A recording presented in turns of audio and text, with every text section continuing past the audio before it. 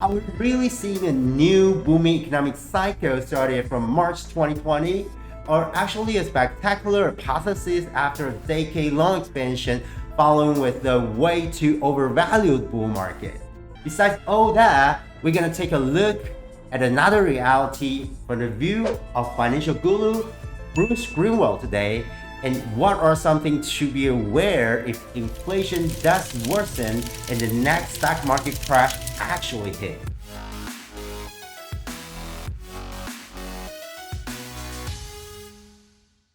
What's up guys, thanks for watching. This is Barro aka Investmentor.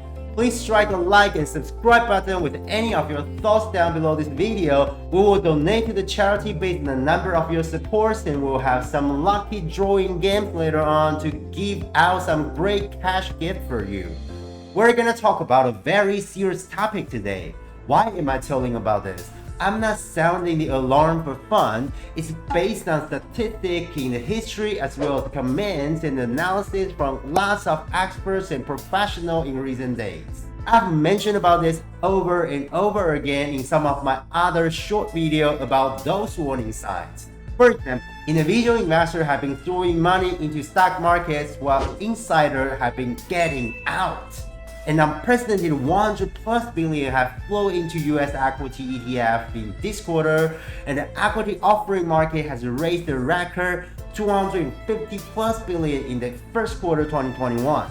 But insiders have been selling stocks over 40 billion in the past 3 quarters. Besides that, there are some more warning signs here. The stock market gain has been unprecedented with only one exception, the Great Depression. The recent spectacular rebound in corporate earnings doesn't lead to any reasonable share buybacks yet. Moreover, inflation has turned into a warning sign as well, while COVID-19 is distorting the current inflation level more and more. Also, bank loan-to-deposit ratio has collapsed to 50%, which is only half of the pre-2008 financial crisis level, meaning people are not borrowing money because there are literally no good investment opportunity out there. Do you think all these warning signs have come with a coincidence or simply a joking fun again? Or you just don't want to give it a shit at all? If you think it that way as an investor or a trader, you better be prepared to lose the shit on your pants and never regret to take off your pants with that shit. Are we really seeing a new booming economic cycle started from March 2020, or actually a spectacular apotheosis after a decade-long expansion following with the way too overvalued bull market? Once again, I'm not trying to be cocky or bragging about anything here. I'm not sounding the alarm based on any random factors for fun either. With just over 10 years of hands-on experience in global financial market, it's actually not hard at all to tell the odd and the odds. With these easy and simple factors mentioned over and over again. Besides all that, we're gonna take a look at another reality from the view of financial guru Bruce Greenwald today, and what are something to be aware if inflation does worsen and the next stock market crash actually hit. Federal Reserve officials just reiterated their support for loose monetary policy and repeatedly downplayed the threat of inflation. Despite a recent report that showed in April, the consumer price index has increased at its fastest rate in more than a decade. The stated course approach from Fed officials defies criticism from many economists on the left and right over fears of a continuous spike in inflation that might largely screw the economic recovery. Such critics rightly worry about continued inflation but probably misunderstand what's causing it, according to the legendary investor and Columbia Business School professor Bruce Greenwald. Greenwald has expressed that the brewing inflation will be brutal in the short run. Greenwald was reported as a guru to Wall Street guru by New York Times. Guru to Wall Street guru? That sounds pretty big and strong, right? He says that inflation will continue to be brutal in the short run, but it has nothing to do with monetary or even fiscal policy, as Fed policy didn't really cause the inflation spike at all. Instead, Greenwald says that the Biden administration's support for a waiver of intellectual property rights for COVID-19 vaccines has scared the crap out of many companies that fear adverse government intervention in their day-to-day business. In turn, companies began raising prices to get ahead of further potential government intervention. That's why Greenwald thinks that inflation is going to be brutal in the short run.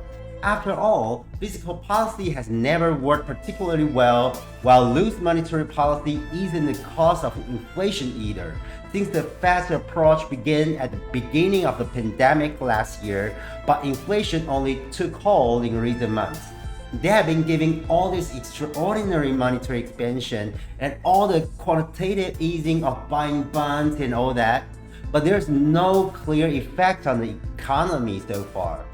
To this end, we're probably gonna think if the fiscal and monetary tools still gonna have any effects going forward in the economy, which means if inflation actually takes off one day, we're gonna have a tough time controlling it with this fiscal and monetary tool. The time of disaster might actually have to come by this. What do you think?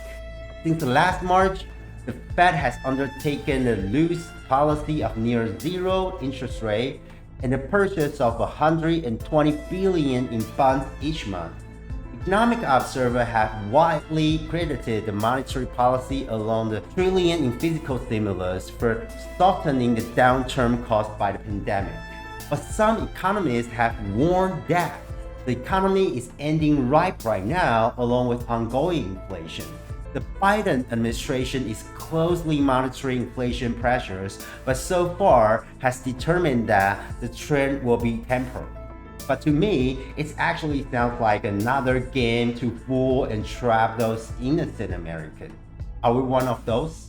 Fact is actually that Greenwald has stressed that the primary cause of recent inflation is the US recent decision to support a waiver of intellectual property protection on the COVID-19 vaccine.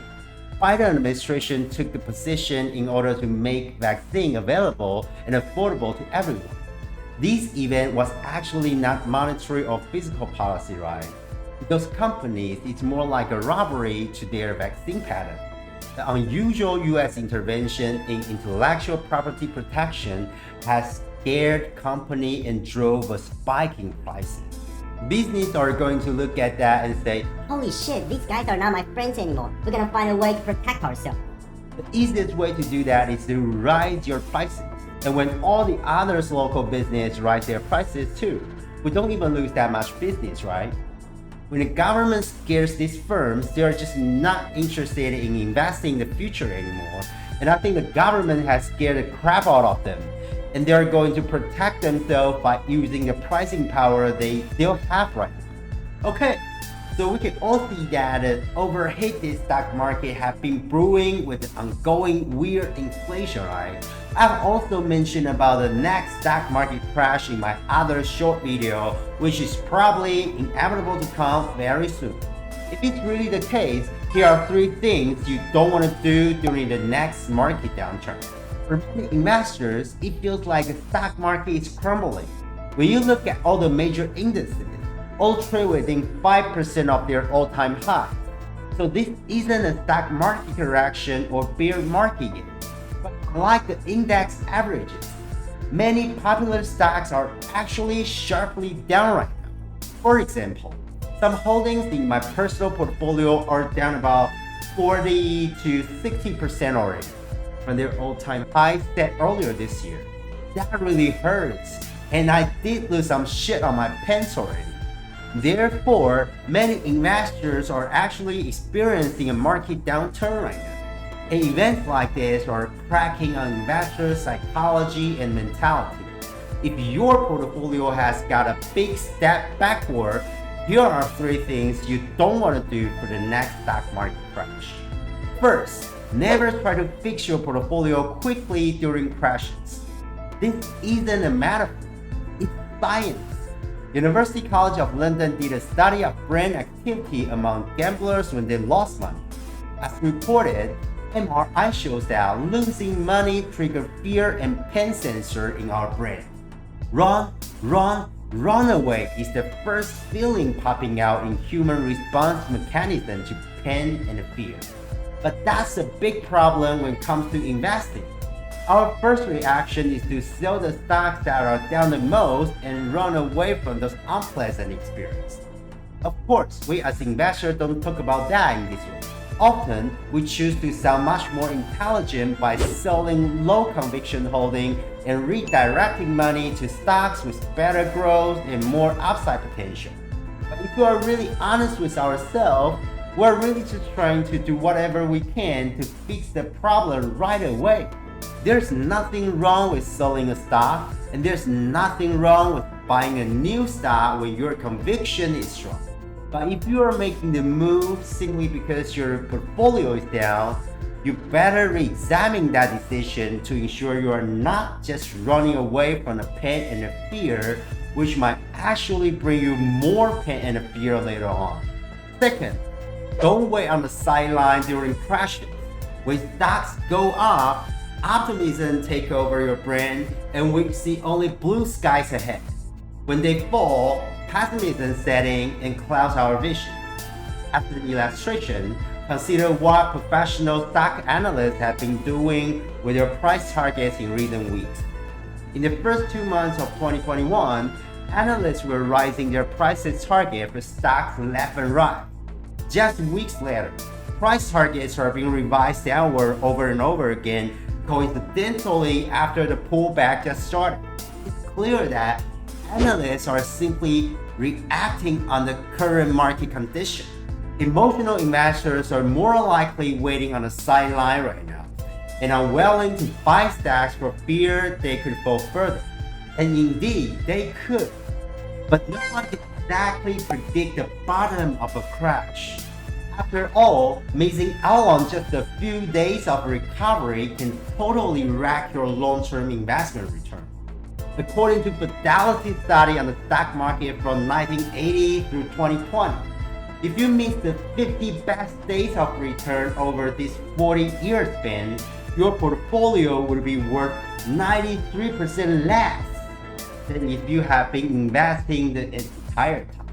Therefore, waiting on the sidelines for stocks to fall further before investing is definitely not the way to go, because you cannot risk missing just a few great days of returns in the long run. And that's why many wise and successful investors would suggest investing along every crash and bear market. Third, don't throw away your shot during crisis. Warren Buffett said that if you want to shoot a rare, fast-moving elephant, you should always carry a loaded gun. His point was that sometimes the market gives you a life-changing investment opportunity. And when it does, you need to be prepared to seize the opportunity by investing a large amount of money fast. But don't misunderstand this quote at all. For most investors, it's probably the wrong move to go all in for any stock during crashes.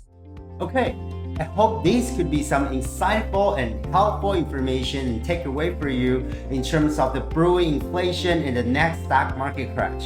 Please don't forget to hit the like and subscribe button with any of your thoughts and comments down below this video, and I look forward to having more with you until next time.